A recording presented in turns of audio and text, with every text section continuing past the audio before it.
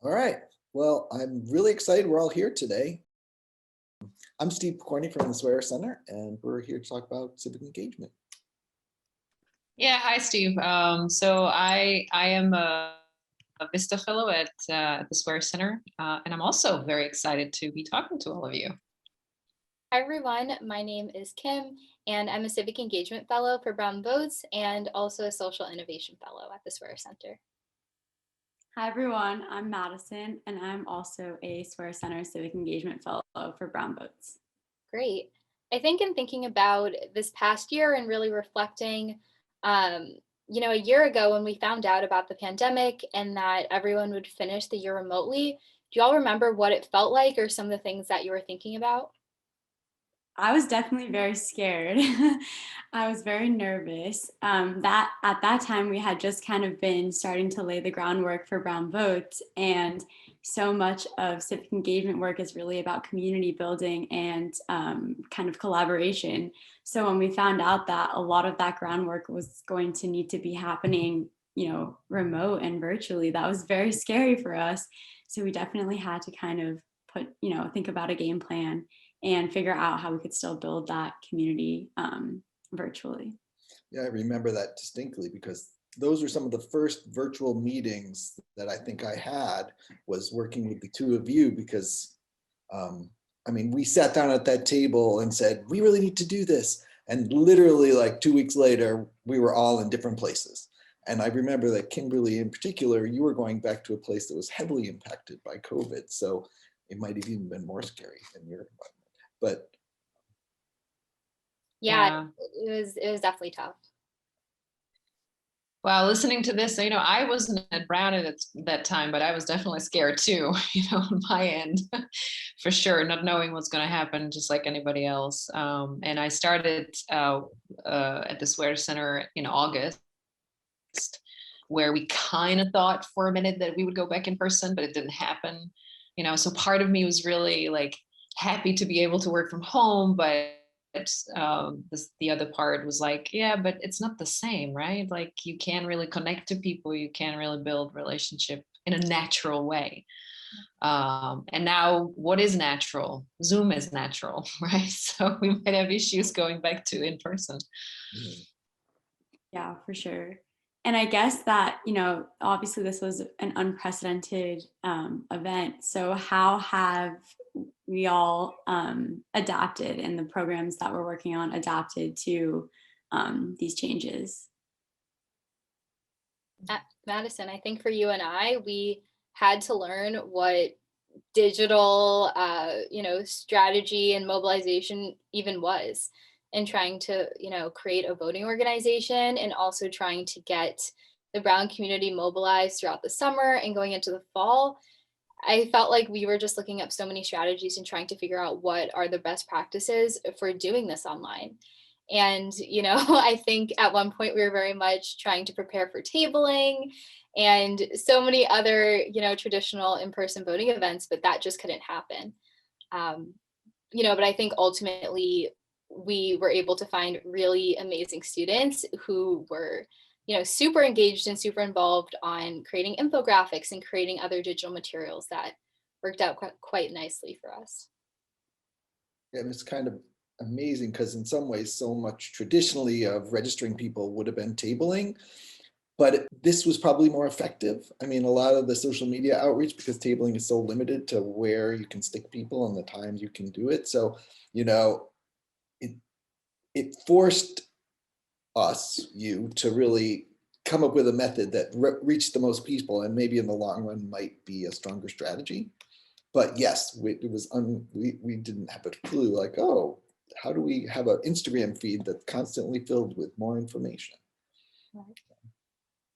Yeah, and I think that being in the election world has an advantage in that it kind of pushes you to go forward, because elections never sleep, right? It doesn't stop, that machinery. It's going constantly. So I think that having that push also is very helpful.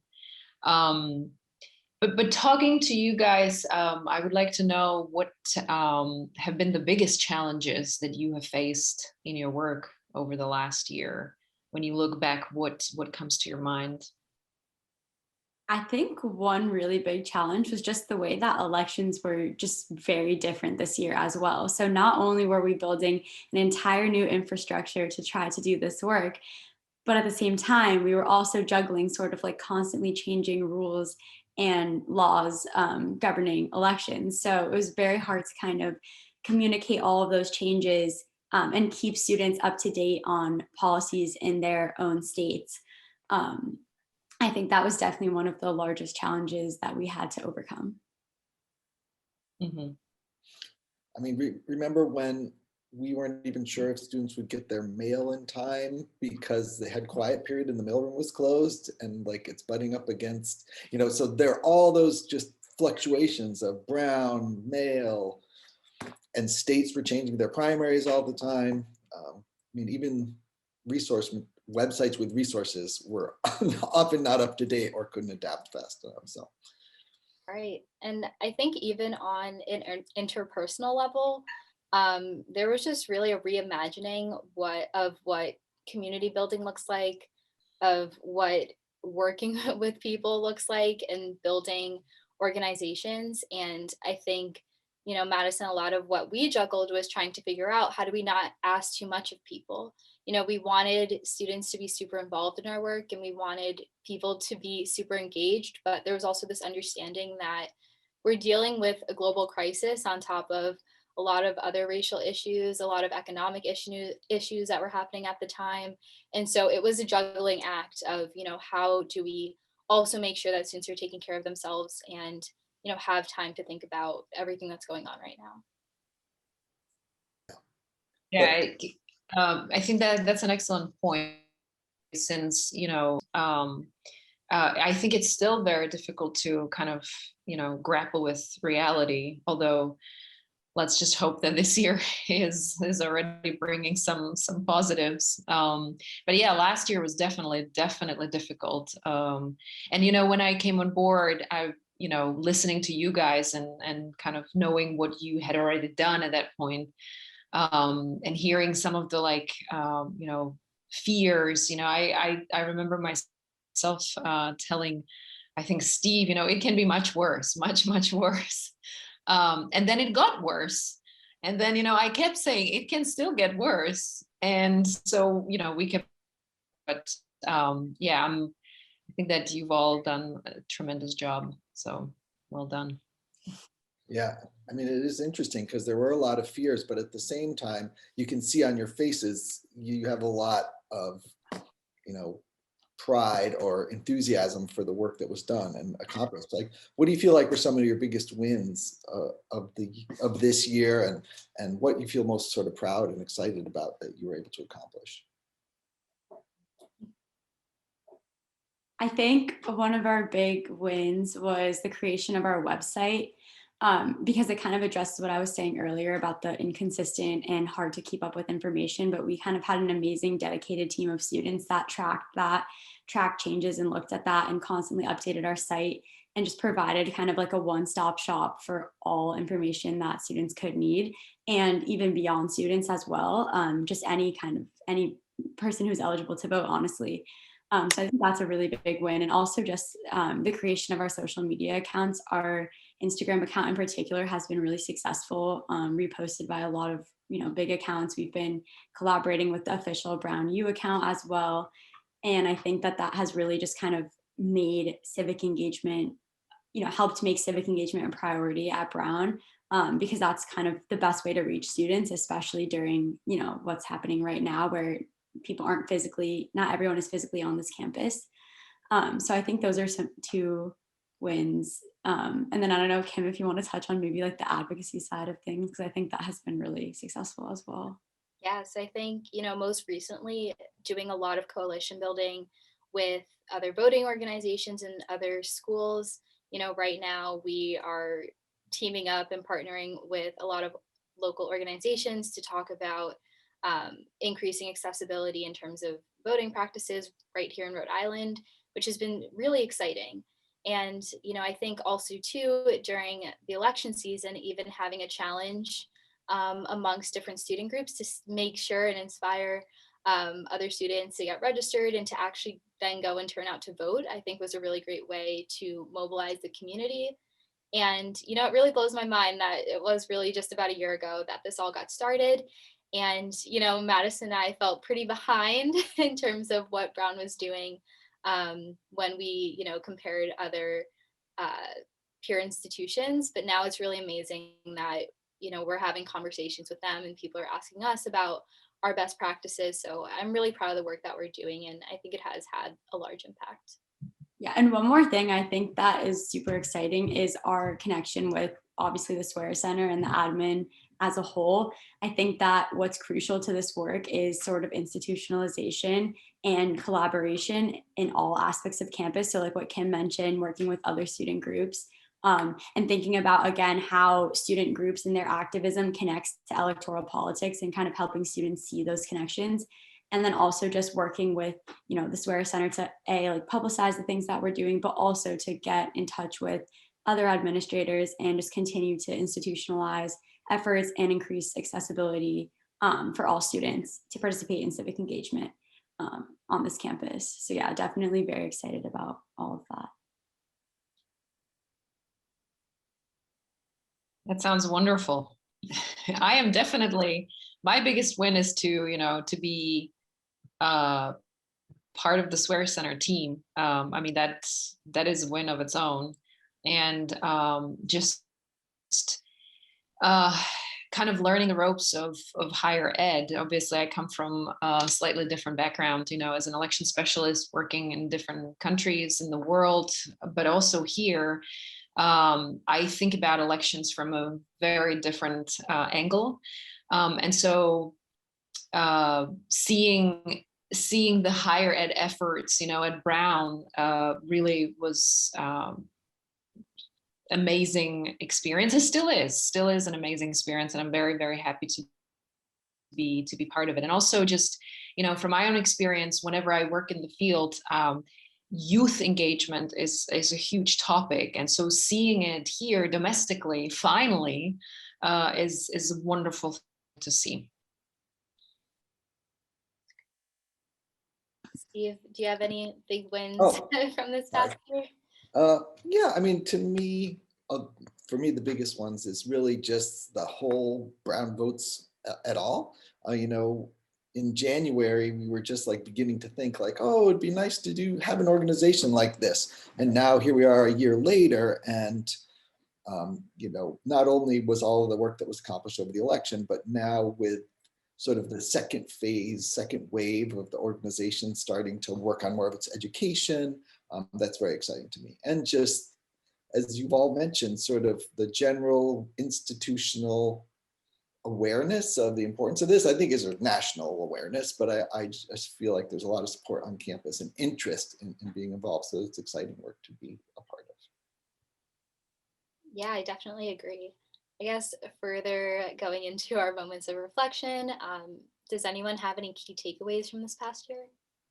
I think collaboration, that's obviously very, very vague, but I think that honestly finding people that share your passions and coming together, at least, you know, for Brown Votes, we have a group of incredibly committed, dedicated, and passionate students, and just kind of all coming together, hearing everyone's ideas and working off of each other, and then kind of expanding that collaboration, you know, to other student groups on campus, to other centers on campus, affinity groups on campus, and then even thinking beyond that, thinking about, you know, the coalition that we're part of in Rhode Island, and then beyond that, thinking about national advocacy, thinking about our peer institutions and civic engagement at more of like a, you know, from a nation, you know, at the higher, you know, at institutions of higher education on a national level. So I think all of these different forms of collaboration and communication have been especially key to any success that all of us together have had. So I think that was, you know, especially during these hard times, I think that was definitely at least one big takeaway that I came out with for this year, came away with. Mm-hmm. Yeah, for me, it's definitely resilience. It's amazing to see that no matter what is happening in the world, and no matter how much you are impacted, and your family, you can still go on and you can still create an absolutely amazing things. And that's the biggest lesson, no matter what happens, you just keep going. Interesting, because my thought was persistence. It's just like, it doesn't always have to be perfect. You just keep moving forward, and you learn as you go, and it's going to be okay. Kim, any takeaways? I think just being open to change. I think we all had to learn how to adapt and really move with the different circumstances. And especially when, in the height of the pandemic, we really didn't know what the next few months would look like. I just really had to learn that I had to kind of like roll with the punches, and again, just really try to figure out what is the best strategies to employ during this time in terms of like working with these organizations, but then also for myself, how do I actually think about and reflect on everything that's happening right now, and make sure that like mentally and emotionally I'm still happy and have things to look forward to, and also am actively enjoying what I'm involving myself in at the time. That's awesome. And I think we've all obviously learned so much throughout this year. But is there anything, now with all of this knowledge and reflection, that you would want to tell your March 2020 self? What would you tell yourself? It's going to be a while. It's going to be a marathon, and it'll work out. But I would probably tell myself, keep your mind open, because something great is coming, even though it doesn't feel like it now. I think I would follow that same vein. I think the pandemic put a stop to a lot of plans and a lot of things that people had to do, but with every ending, there also comes a new beginning. And despite all of the awful things that happened this year, I still reflect back and I'm so grateful for all of the new beginnings and all the work that I've been able to do with you all. So yeah, I think ultimately, with every ending, there is a new beginning and a better beginning. Mm-hmm. What about you, Madison? I think I would tell myself to kind of take the anger and frustration and anxiety that I felt at the time and just continue channeling it into change and positive change. I think that honestly really helped, at least for Kim and I, at some of our low points during this, process. We just always remembered our mission and how we just wanted to, make positive change, and that, like, letting that kind of ground us always at every point. And really be driving all of the work that all of us do together. So that's definitely what I would tell myself. Mm-hmm. So now looking into the future, what would you, let's say a year from now, what would you tell your future self?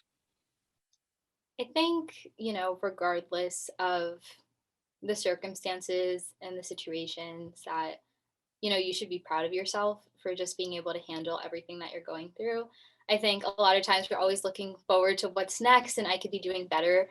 But it's so important to look back on what you've done and to thank yourself for that. Mm-hmm. I think I would tell my future self to not panic as much and to kind of roll with the punches a little bit better, and to really talk to people. Like, I've stressed this already, but people who have your same passions, because honestly, a lot of times, like talking to Kim would lift me up if I were feeling down, or talking to Steve, talking about a new project. I think that is always really helpful, and I definitely always want to remember that going forward. Mm-hmm. Those are both very wise thoughts. I mean, I think, to not get discouraged, not just because of the pandemic, just because of sometimes the nature of the work. You're like, oh, I wish I could do this better or more streamlined, but that, things will get better and things will improve and you'll do them better. And so just to be encouraging, I think is apt. Tereza? Yeah, I mean, these are all great points. And, I think that one thing that I have learned even more this past year is to be flexible, to really be flexible and not to be afraid to reinvent myself a little bit if I need to. And so going forward, I just have to keep doing that, being flexible and just work with the tools that I have, because as we can see, we can create wonderful things. So yeah. That's terrific. Well, thanks everyone for coming and talking about this past year today. This was a really valuable reflection. So thanks everyone. I'll look forward to seeing you all very soon. Yeah, thank you, everybody.